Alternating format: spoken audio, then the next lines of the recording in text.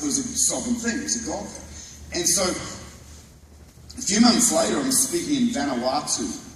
And before I flew to Vanuatu, I was sitting in Sydney Airport, and there was a United Airlines plane sitting in the airport. And I knew that flight was going to go to Los Angeles, and I was going to Vanuatu.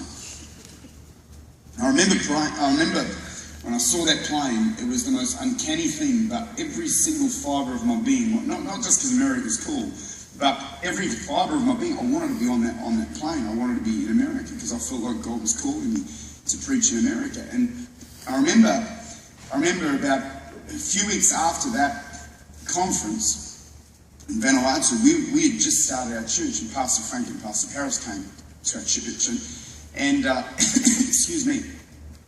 And so what happened was, I think Dad just wasn't feeling up to it or whatever, and we're doing this little conference. There was like 3 people and a dog.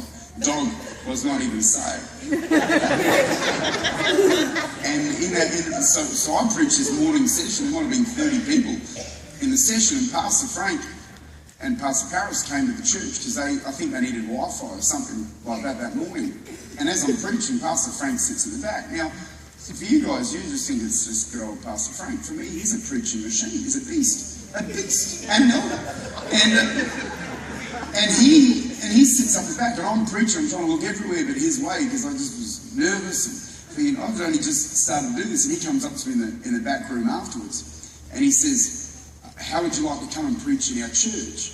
And speak Sunday morning, Sunday night, Monday night, Tuesday night, Wednesday night to all the youth and the young people and preach in the church. I'd never preached before. And so I said, let me pray about it. Absolutely, I will. Thank you.